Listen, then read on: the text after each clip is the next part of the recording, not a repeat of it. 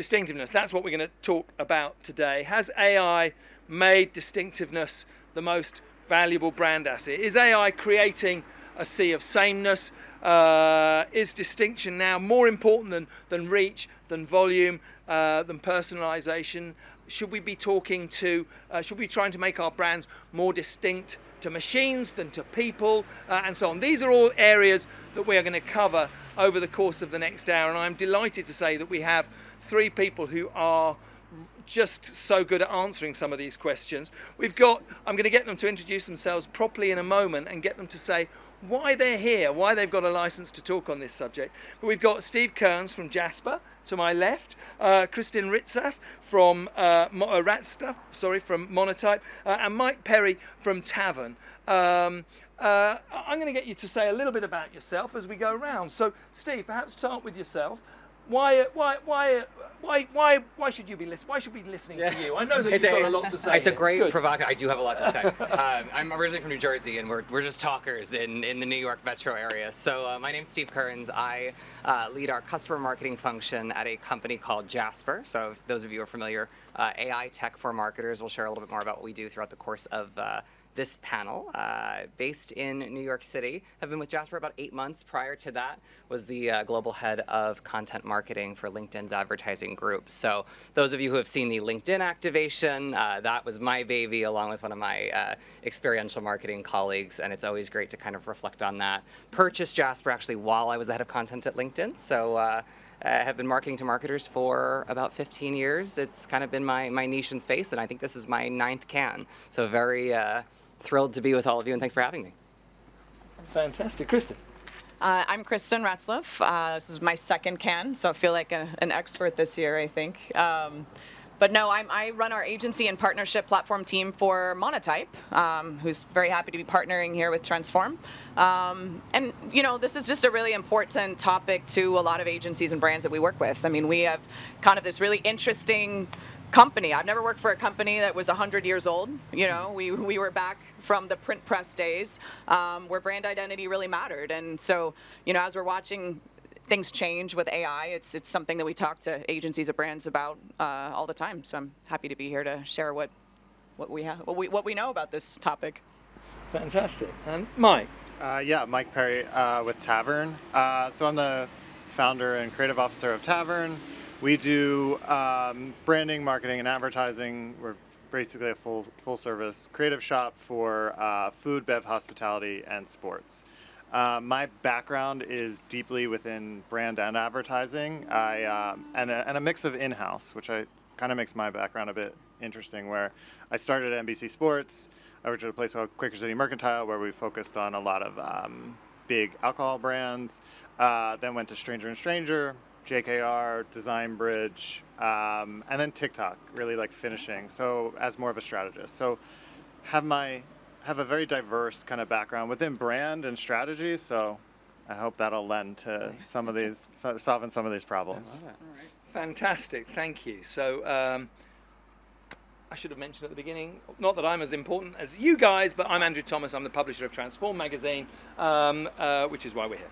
So let's start off with that question that we looked at before. Is AI creating a sea of sameness? Are we sleepwalking into a time where we are going to forget the importance of distinctiveness?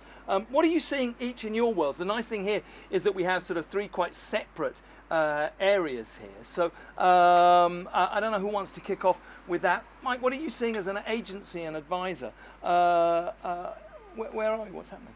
A lot of slop. I'm sorry, I gotta say it. I feel like it's a panel on AI. We gotta talk about slop. There's a lot of just junk being made at a faster clip, and I think that's the problem. Like, there's always junk being made. There's always kind of like the lower level of design, and that was fine. But at the speed in which it's being produced at this time, is starting to become a problem. And then, clients are seeing this and feeling as though they have to optimize for this. So they're creating more junk just to match what they think they're supposed to be doing. And I think you can counter that they don't necessarily have to be, but it's just a mess. It's a mess out there, and it feels like we're just making a lot, and we are ultimately losing distinctiveness. I think most clients I'm seeing are headed towards that without guidance, not ours because we're guiding them against, but heading into just an oversaturation of not very distinct work.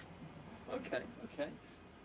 So I would say, we're very fortunate to work with a lot of really great brands out there that, you could look at their logo and know that we had some custom piece in that. And I think what's important to all of them is they've spent years, curating that look, that very special look. And equally, they're being asked by their orgs to experiment with AI. And unfortunately, type and AI tools don't really work well together. I mean, AI tools are built on open source software. That's just the way that they're designed. And so a lot of our customers are a little bit frustrated because they're getting pulled in separate directions. They're getting pulled for the speed and efficiency, and they're actually having to add administrative steps just to be able to work in those platforms.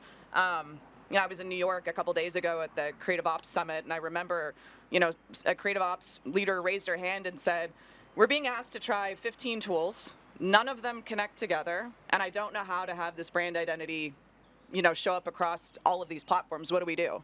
I didn't have a perfect answer for her at the time, but that's really one of the big problems at Monotype we're trying to solve, for at least as area experts in type. It's, we are we're AI technology, so it's an interesting perspective to have, and I got my start as a copywriter, so, I still am very sparing in my own use cases with AI because I'm like, I'm the person that is supposed to hate this kind of technology because it's supposed to put me out of work, right? It's supposed to put all of us out of work was the fear from a couple of years ago. Something that a friend and colleague shared with me a few days ago, which I think is really interesting, is, you think about how the LLMs are built. The LLMs are built in a way that it gives you, it's, a build on traditional search. It gives you the most likely, most logical, most common answer, if you will.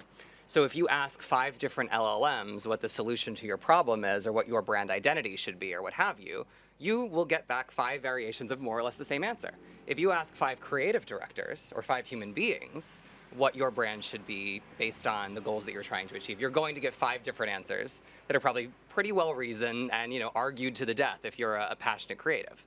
So if you think about that as to why we are seeing so much brand or lack of brand distinctiveness, it's because people are going straight to the LLMs and they're saying, hey, solve my problem for me, or write my copy, or be my brand. And one of the things that we're really pushing at Jasper is what we offer is it's called a context layer. And I'm not here to sell you at Jasper. Yes, they pay my salary, but what we are finding is that in order to actually use AI to drive a distinctive brand, you have to give it the right context so that it gives you back what it is you want to hear. We have solutions for that. There are other providers that also have solutions for that, but I do think we're seeing a lot of AI slop, and a lot of companies have just gone to, hey, we're going to 10x, we're going to 100x our content, we're going to cut our head count in half, and great, we have a wonderful brand. We're starting to see the risks and the knock-off effects, or knock-on effects, I should say, of that, and that's why I think governance is really kind of starting to come into the conversation. Yeah. Just to add to that, I think none of these problems seem new, weirdly. I mean, having been in brand for 15 years or so, right? And I'm sure it's the same for you. We've always had these kind of guidelines issues but it's a lot smaller, right? And you've had The issues scale. They just scale rapidly, and we were just in this exacerbated version of it. But that, I believe, becomes more of the agency's responsibility along with the client. But really, from the agency perspective, we have to be brand guardians ultimately, which we've always talked about. I'm sure that's a thing everyone's heard here, but far more so. If we are the brand guardians, we help eliminating that. Along with Jasper, of course, we want to sell that tool. But it is the responsibility of the humans and the creatives ultimately now to be the guardian. We'll come on to that. Sorry, in a moment. maybe. No, that's okay, because I think it's a really important issue, and I think we'll look at that in a little bit more detail. I think governance and brand protection is a really crucial thing. Just sticking with this point for a moment, is it to what extent now is distinctiveness even more important, perhaps, than it's ever been? You're all sort of saying that it's we are losing that. But does that matter? Do we need to hang on to it even more now? I have kind of a different perspective on this perhaps than maybe you do, because I'm not a designer. I'm an operational mindset. I'm a person who thinks about it, is this right or wrong, or did we deliver this 150 banners correctly where it used to be 10? And I don't know if everyone's LinkedIn looks like mine, but I think what I'm getting curated right now are all of the people who are doing it wrong all the time. I mean, I'm from Portland, Oregon, and people are beating up on Nike and the way that they're getting off of their guidelines, and I find that it's just so important to make sure that as you set these guardrails, that there is a way to deliver them, whether it be, to your point a moment ago, the deliverables are changing. If AI is saying you now have to deliver 200 banners instead of 10, then how can we do that correctly? Well, it's something that we talk about in and this is a personal bias of mine because I'm a marketer, and we all have like our own self-survival and self-preservation skills, is that I've heard a lot of conversations this week at Cannes already, which is that the only real moat that you can have these days is brand. And why do we believe that? Obviously because we're marketers and we all want to eat and pay our mortgages, but at the same time, you can build overnight now. You can vibe code anything. You can be a creator. You can produce content at the scale of a Nike as a one-person shop. It's the scale at which you can produce and create and build, and the ease at which you can do that has now been completely commoditized. So how do you then lean into things that we know as marketers are kind of the intangible? When you can't compete on product and you can't compete on speed and time to market and whatever, what do you start competing on? You start competing on brand. So I personally think it's more important than ever.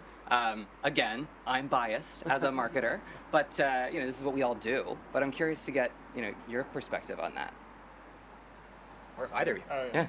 No, go for it. I completely agree. I mean, obviously, I come from brand. We are a branding agency. I think brand's the most important, but for all of those points, you're dead right. I mean, like, it's the only thing that does matter at this point. It's really, I completely lost my train of thought on that. Yes, agreed. This is my point. So I'm trying to make this simple, but basically I'm in the Ogilvy school of thought. The David Ogilvy, I just recently read his book from like the 60s, and nothing has fucking changed at all, in my opinion, even with AI. I think it's exactly the same since 62 or whenever he wrote it. So like all that has changed is the deliverables. Yeah. Like there's and just the more. Execution surfaces. Sure. Social, digital. TV was the big issue in the 80s, like, or even earlier than that, but when it really like ramped up and you had to produce even more stuff. None of this is that different, and all of this goes back to brand. And even Ogilvy, who, yes, advertising, he was ultimately brand. He was a brand builder at the end of the day. I think Ogilvy was in their heyday and even still today. But so they're building brand, like you're saying. That's all this comes down to. So the most important part here is the brand, is the focus on the brand. And yeah, we just need to optimize for other platforms and executions. And it's like maybe far less sexy now that it's mostly LLMs that we're designing for and making 200 things that humans don't even see. But at the end of the day, that's ultimately where we're getting to the consumer. It is interesting though how tricky it is to deliver that integration though. I mean, this is what my team is doing all day. There are platforms that we'll reach out to that say, we're thinking about fonts, but we have some, and we haven't heard customers say that this is a problem because we have a lot of fonts, but is 10,000 fonts enough fonts? We were talking, is 1,000 fonts enough fonts? I mean, we were just talking downstairs about if you ask a designer, is 250,000 fonts enough fonts? They'll say no. They would want 500,000 fonts. You need to give them enough to create the differentiation. Okay. And then a lot of our customers have spent years and years curating these sets of fonts that they then need to distribute across 1,000 creatives in 40 languages across 50 agencies. And it breaks down, yeah. Right? So that connection now becomes more complex when you start needing to ask for that, platform integration to be a priority with these platforms as well that may not have thought about it. Okay, well, we're looking at, if we're looking at fonts as one of those brand assets, yeah. Are there certain assets that need to be protected more than other areas? Should we be focusing on on audio? Should we be focusing on the Sonic brand? Should we be focusing on fonts? Should we be focusing on other areas? What's at risk as content production scales up through AI? Are there certain areas that are more important in the brand asset register? Obviously, typography. From Monotype. Great answer. That's the right answer. right. This is Monotype session. It's the right answer. I think you have to look across, the places and spaces where your brand's going to show up. So I don't personally can't assign one area that's more important than another.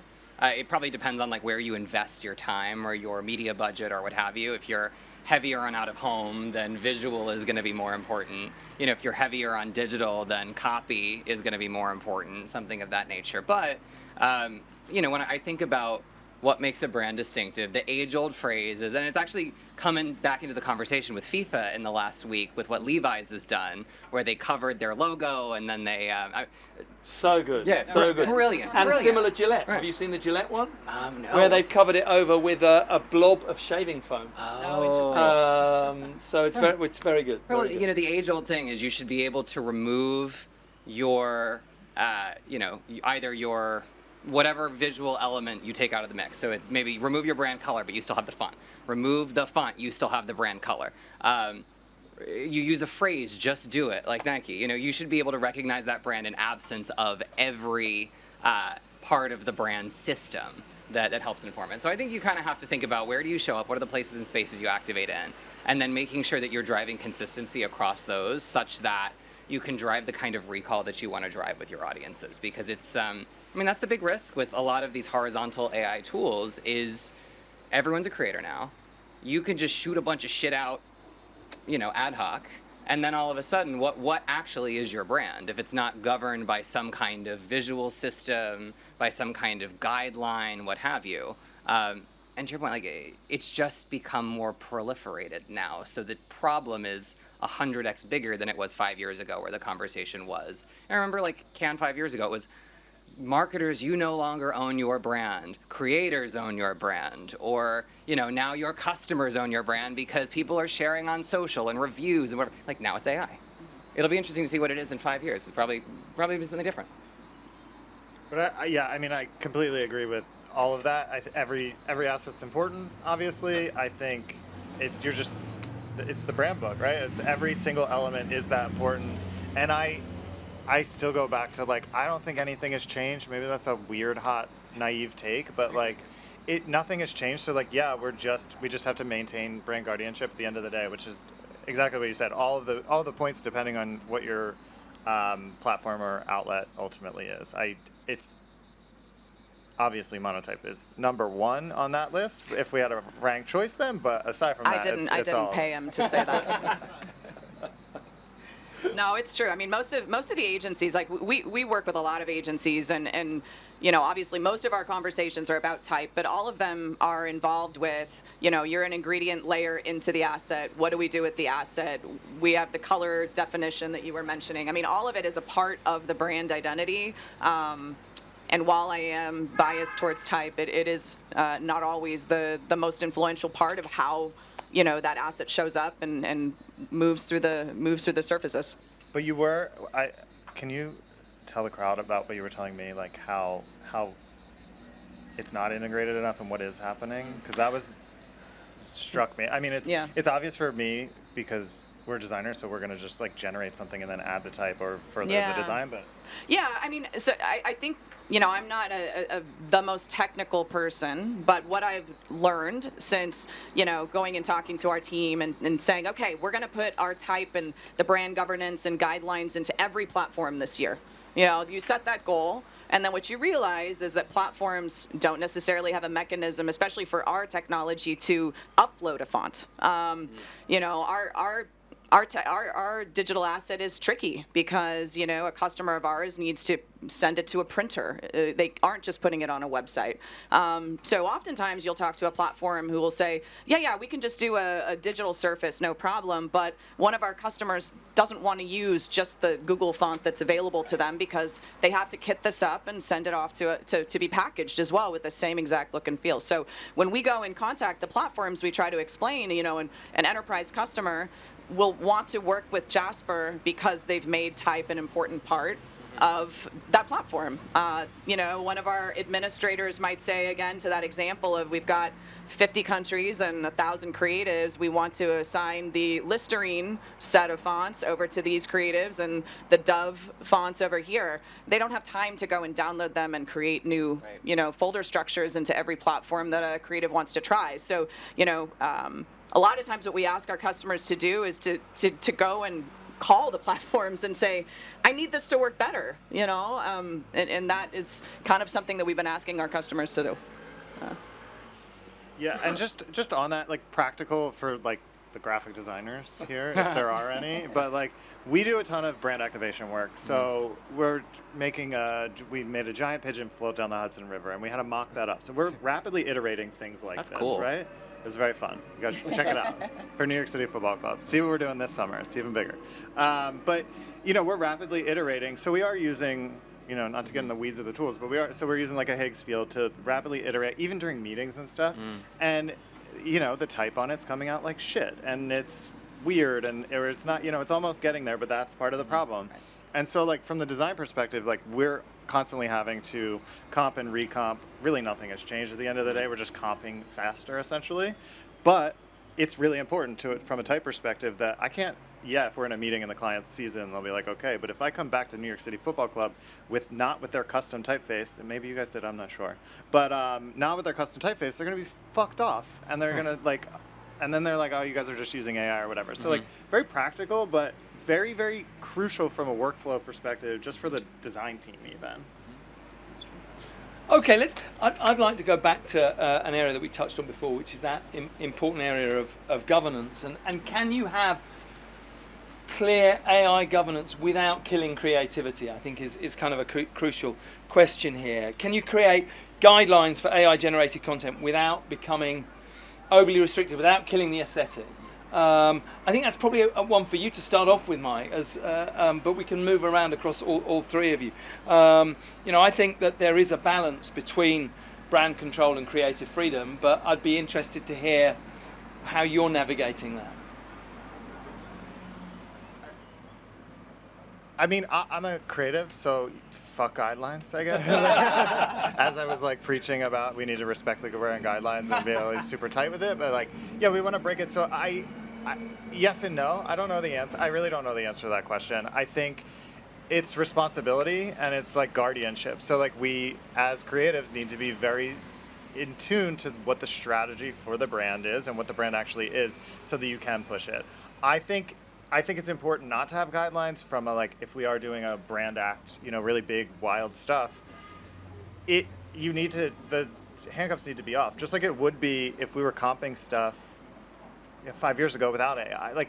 So no, I think let it go, but you have to be very strategic and very responsible at the same time, and that's tough. And I think that's a more self-governance thing. I think that's making sure the team is all in check, but also going back to the brand strategy, or the strategy of the campaign or whatever it may be, but also back to we believe in putting the brand at the heart of everything you do. If you put the brand at the heart of everything you do from a branding perspective, you can never be wrong. So that's really understanding the brand, knowing the brand as it sits, and as you can build it into the future. So no, but be careful. I think we might hear something different. Well, Christine. Come on, let's hear from you. might not be the persona I'd have my team reach out to. No, I'm just kidding. No, I was laughing over here while you're saying this because I remember a couple of my team were calling creative directors, when we were kind of trying to figure out how to share this message of governance. And one of them came back to me one day and said, I just called a creative director who told me, if you could show me a creative director who gives a shit about compliance, I'll be really surprised. And it's true. Now, granted, most of the people that we're having this conversation with are creative operations. They're the people who seem to, they honestly tell me they drew the short straw. They're like, I have to be the type manager. I drew the short straw. I seem to know this space really well. True story. I've heard it multiple times. But I think, to answer your original question, there are ways to allow governance to fit into AI tools. I think Jasper does a great job of this. We're this week launching our beta into Claude Design, allowing a customer to essentially put their controls and permissions for type directly into that tool. And it's different. I mean, I look at the beta for it and I think to myself, I'm not a designer, but when I look at the list of the 5 approved fonts, they all look like they're in Arial. And as a designer, do I look at that and go, I know that exact one just by that name, and I'm going to use it? I think time will tell, but we have to be there because that's the way the market's moving. So there is a way, I think, to accomplish both goals. Well, and I think to your point, then this is the grand old pitch for Jasper. There are tools for this. So what we believe is our moat in addition to our brand is what we call our context layer. So essentially it is a data lake, sandbox, what have you, that sits on top of the LLMs and that proprietary technology. And it's where you put all of the things that you know to be true about your brand. So you say, okay, my brand, I market to marketers. Jasper is a tool for marketers in the Fortune 500 in these highly regulated industries. You put in your persona data, you put in examples of what good content looks like, you put in your style guides, your voice and tone, all the things that we know and love and have been creating for years in marketing. And what that essentially does is, in the same way, I actually tend to conceptually as a writer agree with you that you need to push the boundaries of creativity in order to get something that's going to make people, build memory structure and get people to remember things. But I think what I would build on what you shared is that you're doing that with the context of the brand you're solving for already, because you're a human being and you've sat in the strategy briefs and you know what is going to land, even if that idea is contrarian or feels against the grain or something of that nature. But you still have that context layer inevitably because you know what you're solving for and you know what the goals are. So we have to find a way to do that with AI. And I don't think that, for a lot of scaled marketing work and a lot of proliferation across digital spaces and what have you, you have to be able to give the AI the context it needs to give you work that is going to be successful. So I think we all operate as human beings and as creatives with our own context layer. It's how do you then translate that into a technological context that allows us to use that as a partner, if you will. So I think it's and that's why I believe humans are always going to be in the driver's seat of creativity, because you're going to get the most common denominator answer from AI. And then maybe that's going to help you surface the information or synthesize the information or brainstorm or what have you. But then, the human being is going to be able to poke holes in that and say, hey, this is good, this is not. So that discernment is always going to be really important as well. So one of the things that you talked about just there about humans being in the driving seat, whilst humans are there in the driving seat, are we also having to focus on being distinctive for machines as well? Do we need to be looking at brand, both focusing our brand, making our brand distinctive to people and to an agentic audience as well? I think this is perhaps an issue that you've been focusing on. So we're actively solving for this at Jasper. So one of the big stories that we tell is that, look, think about how whether you're selling into B2B or you're selling into consumer, buyer behavior has changed with the introduction of artificial intelligence and AI tools. What do I mean by that? Whether you're a B2B buyer, whether you're a consumer looking for shampoo, most people are now going to LLMs, your ChatGPTs and your Claudes, your Geminis, what have you, to, as more or less the new answer engine. Hey, help me figure out how to plan my vacation. What hotel do I need to get? What flight should I buy? Which has better more leg room in economy or a better business class seat or whatever. So thinking about that behavior, being something that we didn't do necessarily 5 years ago, you would get search results before, but you wouldn't get an answer. Now you get an answer, and people are taking that answer and trusting it with an obscene amount of people are just blindly following the recommendation that the AI will give you. Hey, go stay at this hotel or go do this thing. I watched my friends do it. I'm still a little bit of a skeptic, so I still do old school weird research, but that's the new consumer behavior. So if that is what you understand and that's how people are behaving, you need to make sure that you are surfacing in those answers, which again is just an evolution of the conversation on search. Could I add to that? No, please. Sorry, I didn't mean to cut you off. No, please. Okay. I can keep talking about this all day. No, and I'm learning. We were talking before, like learning the depth of this, but I think this goes back to like brand again, right? Like if it, and this is only going to get faster. This is going to be archaic in 3 months from now, right? It's going to be far more advanced, and you're going to, like you were saying earlier, your LLM is going to be talking directly to, I don't know, the Ace Hotel or whatever, Right. and so they're talking back and forth. So it is quite important that the tone of voice ultimately from the Ace Hotel talking to the LLM now is so deeply trained on your brand, which I think is crucial too. So yeah, it's back to brand strategy and what the brand position, tone of voice, even audio eventually in this AI world too, but that's probably a different chat. But it's so crucial that you have all of that and that you are training it. As much as I want to say like fuck that, don't train it, just let it like talk to it, and you'll rise to the top if you do really great creative in billboards or whatever. Like it's not. It's just like harder, deeper, another deliverable that is so specific and rich to the brand. This is a tricky one as an IP company. It's something we've been talking about internally for a year because, honestly, AI does not understand fonts at all. They don't. I mean, they will tell you with 100% certainty that you are using something and it's 100% wrong. Right. Ask our ECDs. But we still have to show up. We still have to be discoverable. We still have to be the expert. We're looking at ways to have, our metadata show up so we could at least be, the number one advisor to the machines in the ecosystem. It's a balance though, because we're certainly very protective of our IP. We certainly don't want them to be training and learning as we represent 5,000 foundries. I mean, Monotype is a service provider to many independent creative foundries who rely on us to run their entire business. And so for us, it's it's very, very important that we protect them as we think about how to help be discoverable in the marketplace. Well, and one of the conversations that we have is there's very specific things that you can do to essentially hack content so that it becomes visible, readable, crawlable, what have you, by the LLM, such that it will surface the right answer that your product, whatever that is the one that people should buy or move forward with to take a demo from, or whatever that context is that you're trying to get them to do as a next action. And one of the counterpoints that people always give to me is like, okay, Steve, we know now that FAQs and really simple, basic content is going to be the thing that makes your brand more discoverable. So the question you get back is, well, doesn't that, say you're producing a thought leadership piece, like, doesn't that dilute the quality of your content? And aren't we doing like this race to the bottom where attention spans are just shrinking and shrinking and shrinking? I'm like, yeah, perhaps. But one of the things that also raises, like, okay, maybe it's a content design question.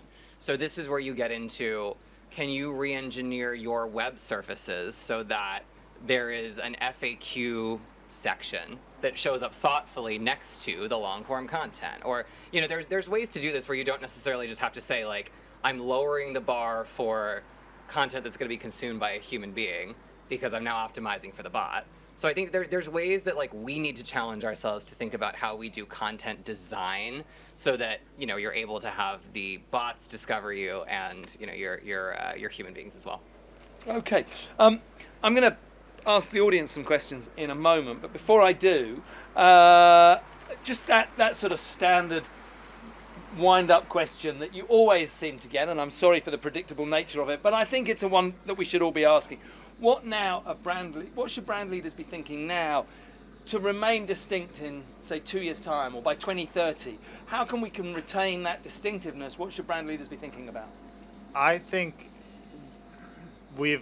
before AI, the last 15 years plus, we've fucking lost the plot already, and I think we've been racing to really banal and mediocre work across the board. And I feel like every creative, I saw some head nods kind of, every creative would agree with that. We need to be pushing just in general, and I go back to Ogilvy, as cheeseball as that is, while I sit on a roof and can, but like, it is the answer. We need to build brands the traditional way, and I literally don't, anything that gets invented in the future, or we go all the way backwards to print, media, it's the same thing. You need to build a very strong brand with strong brand assets and a very solid strategy and positioning. And when you do a campaign, a very strong campaign platform. That's it. And yeah, it sucks. We're gonna have to do a million more fucking things and a million more channels and outlets. And when we get into audio, beyond just typing into LLMs and we're just talking to them, that's going to be even more advanced. But that all comes back to brand. Brand at the heart of this is really what's going to make you most successful. Yeah, we attended a CMO summit a couple weeks ago, and there was this talk that we had with the CMO who said what I thought was like the perfect answer to this. Like we're going to make platform decisions based on the ones that prioritize our ability to deliver our brand.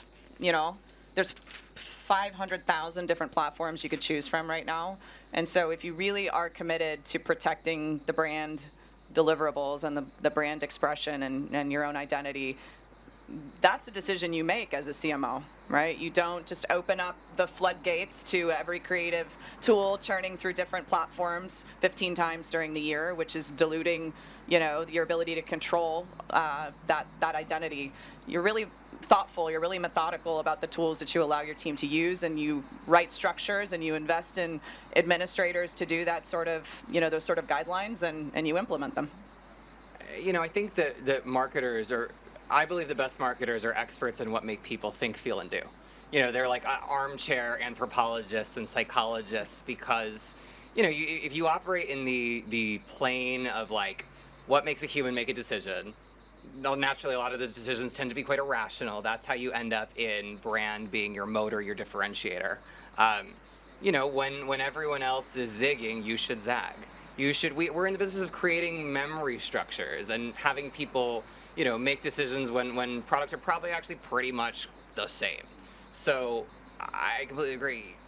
Build your brand, be distinctive, be contrarian, and be loud and repeat yourself over and over and over and over again across your different surfaces consistently, and hopefully you start getting that answer repeated back to you from your customers.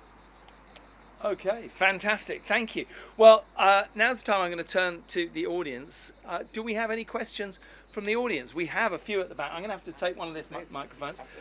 If you can say who you are, which organization you're with, and then ask the question. I'm going to head out to the audience now.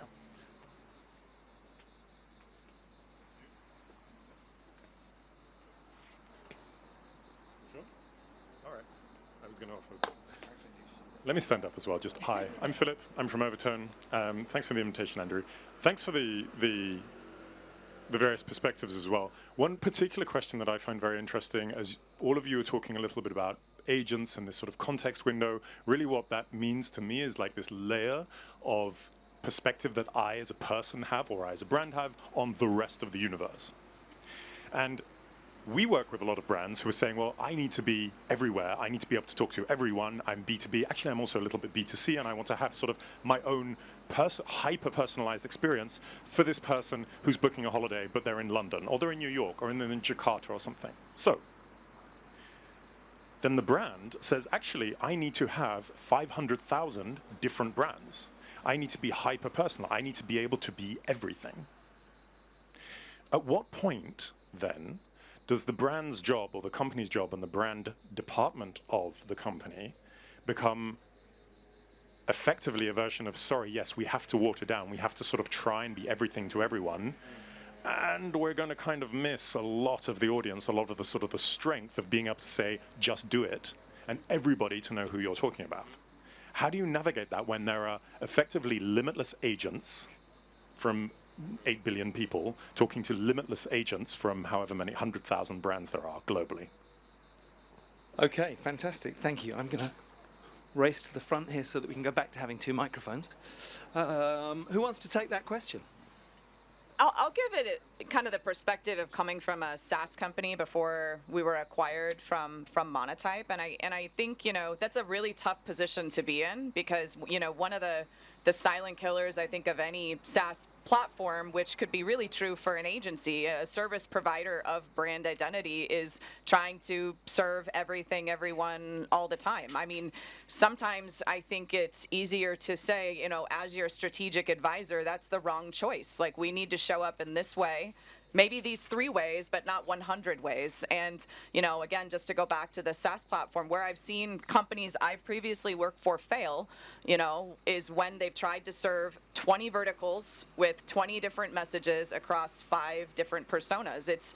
You don't end up delivering the right message. And then at the end of the day, if you're supposed to deliver successful implementation, you haven't. So maybe it would have been better to be more specific. And I know that it's hard to deliver that when it's a paying client, but that would be the way I would approach it. I guess I would be the difficult person to say, no, I don't advise doing that. I would build on that by saying, we used to use this phrase at LinkedIn. I don't know if it'll translate to folks. P0, your first priority. Your first priority needs to be figuring out who you are as a brand. And that is a singular statement and a singular surface. And before you then go scale into different places and spaces, like if you do one thing, figure out who you are and who you're for, you know? And I think that's pretty, like, you know, that's School of Branding 101. The challenge becomes, I think what you're getting at is now there's tools and technologies that, like, in theory, allow you to hyper-personalize. You can now create, and we did it at Jasper. We created 500 different, agent pages for the different marketing agents that we have to explain, which is a relatively easy and simple exercise once you create the structure and then once you give it the formula to be able to produce and scale. However, like, is it a race to the bottom? At what point do you stop that? And at what point does that become a dilution tactic as opposed to something that's additive? And I think that's always going to be the dilemma. Like, I would say, if you have a great MarTech infrastructure, which, like, show me one company ever that has good MarTech and, you know, a decent, you know, ecosystem that's connected, you can get super personal and you can start creating for different ICPs and different funnel stages and what have you. But that requires, like, an insane amount of data inputs and outputs, tracking, like, attribution, all of these things, which, like, I've never seen. I've seen it maybe once or twice, and I'm like, how are you doing that? So I would say until you have that, the more infrastructure you have, the better quality your data is, the more you can use AI to scale into those places and spaces. But in the absence of that, like, P0 needs to be getting your singular brand asset right. Yeah, I completely agree. I understand the realities of having to appease a client too, so I would be the bastard, but that's really easy for me to say because they're not paying me, and I understand, right? So but I'd go back to P0, brand position. It's like you need one singular statement. Like, we do a lot of hospitality. If you compare this to the highest level of hospitality, so like 11 Madison Park and Will Gadara, if anyone's familiar with that, it was a singular experience for every class of folks, and there was a really great example where he, like, served a hot dog because someone was talking about how they forgot to eat a hot dog on their trip to New York. They ate everything in New York City, but the one thing that they didn't get was a hot dog. So he ran outside, grabbed a hot dog, cut it up into 4 little slivers, and handed it to them, right? Which is a highly personalized, near impossible thing to do as a human being. But I think you have the opportunity now. So, like, to further to what your clients are probably asking you, you have the opportunity now to actually do that at scale.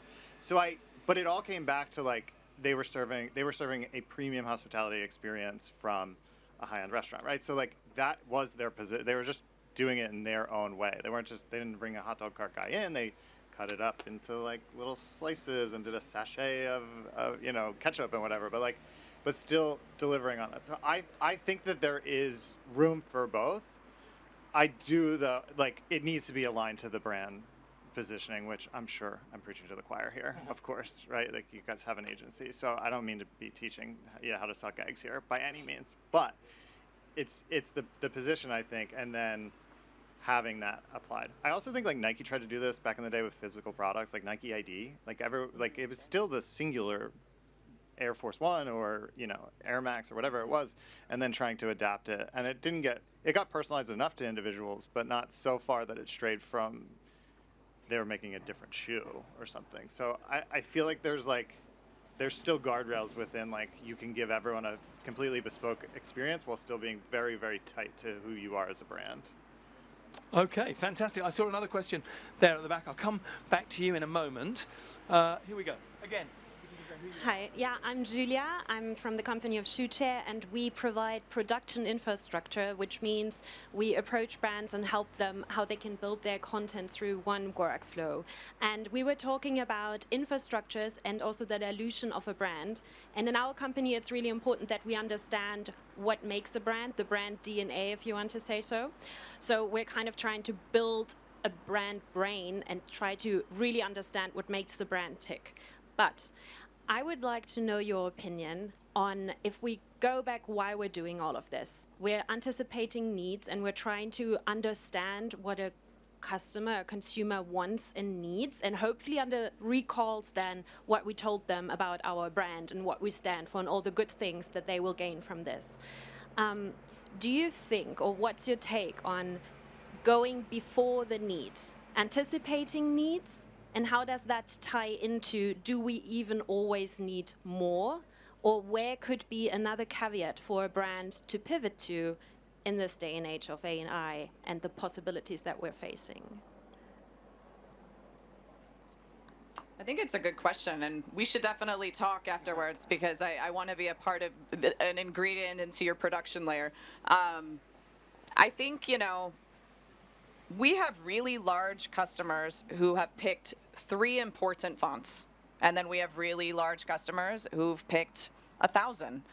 And that is, sometimes indicative of the way that their brand is set up, and they have different subsidiaries underneath them, and it adds a lot of complexity, and that's why they need help. But I think at the end of the day, the brands that are the most successful have gone out and used, folks like great strategists like Mike, who've gone and tried to curate kind of how they want to show up into the marketplace. And then they just need help working with a company like yours to distribute them in as many surface layers as they can. I can't speak to is the most effective, again, going into 100 different places or 2 really, really well, but having to redo them is really ineffective. And so, that's why a company like yours really matters, and getting the ingredient layer right is really important.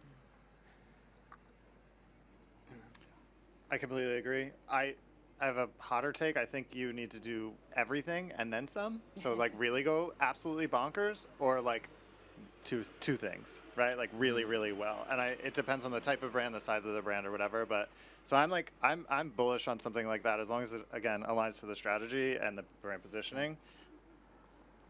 Great. Yes. And And I think kind of maybe I'm misinterpreting the question, but what I think you're getting at is, do we give people what they ask for, or do we lead the market as brands and come up with something that they didn't even know that they needed? And I actually kind of think you have to do a little bit of both. I was literally just having a conversation with my colleagues about this back at our cabana close to the Palais for Jasper, where we're like, our CTO was saying something along the lines of in the time I've been with Jasper, sometimes we build things that marketers don't really want, but we think that they want, in an attempt to, I think the intention's there, which is, hey, we want to revolutionize the market or build a category or get ahead of the market. So I think you have to toe the line of giving customers what they are specifically asking for, such that you have a defensible moat. But then at the same time, if you root everything you do in a deep understanding of your audience, what makes them think, feel, and do, you might actually be able to get to that innovation stage, which is, hey, I'm recognizing a gap that people don't necessarily know that they need right now. We're having these active conversations at Jasper now, which is okay, AEO, GEO, and LLM visibility was the conversation from 6 months ago. And you move that story asset through a business, and now you're seeing it here at Cannes. The conversation that's just starting to pop up, which you're seeing on panels, but you're not necessarily seeing it in messaging and out of home yet, is governance. What is the next conversation after governance? Is it the credit spread and the usage issue? That's it. So I think, I don't know what the right answer is, but I think it's starting with understanding who your audience is and what you're solving for, and then you both give them what they ask for explicitly. And then you take some bets and you say, hey, this creative or this product or this whatever is going to maybe help make you a market leader, if you're giving them something that they didn't know they needed. The iPhone, I don't know. Sorry, on that really quickly. So I agree with that. And I can't remember who said it, but I listened to a podcast recently where someone was like, do you need brand or do you need performance? Mm-hmm. And I'm anti-performance, obviously, from a brand perspective. I just think it dilutes, and it's so much more. Sorry, but I do believe that you actually do need both, and this is what the point that they were trying to make. And that's exactly what you're saying, where you actually you develop brand, and then performance reinforces that and validates, and you're using that performance to further validate to then influence the brand, and it should almost be like this cycle. And I don't know if I'm too far into the weeds here, but I do think that that's very important. And I recently, a friend, who works at a sunscreen company that we all know, and it's cool, but they're developing like 150 plus assets a day, like, and we would never know this, right? Like, I'm being vague, I'll tell you afterwards, but like, they're developing so much, but what we're actually seeing is like the 2 or 3 really cool things. But that work, that performance work behind it, the hard, boring, invisible, extra like development work that like we do need, people like me, like agencies like mine need your service to ultimately help deploy and elevate and push forward, is furthering just that really singular creative, which I guess just gets back to the thing I've been banging on about, is like position. As long as it's a strong position, it can't be wrong, and everything's going to help kind of further churn. But it's really that it feels like a cycle now than it does less so just like one thing, test and learn back and forward. Okay, fantastic. We've got one last question I think we'll take. I'm going to go to the front here. Okay. Hello. I'm Arjan Fidelino. I run innovation and impact at The Development. We are a agency that is focused on helping companies grow. It's as simple as that. I want to ask a question that hopefully will make you not agree with each other, because I'm too accustomed to AI saying, I agree with you. So maybe there's a little bit of difference in how you might respond. But Kristen, you said the platform that you choose is the one that delivers your brand. So my question to each of you, coming at this from different perspectives, is how much should we expect any platform to deliver our brand?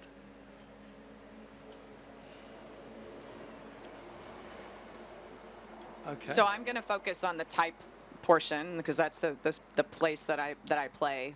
And I would say from personal experience, I expect very little right now, because I don't think that they understand how our operational layer needs to work in their platform differently.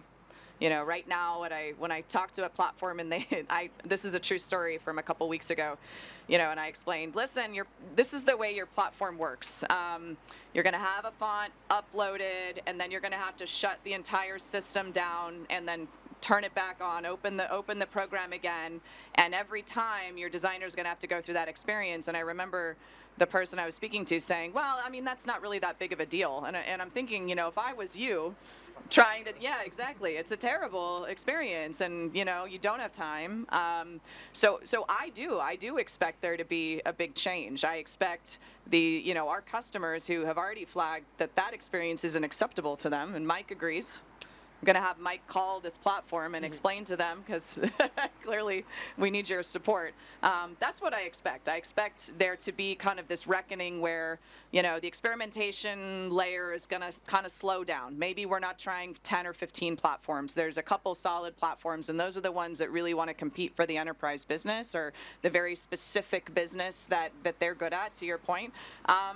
And customers are going to drive their roadmap, and they're going to drive the things that they need in order to deliver for their brands and their customers and themselves.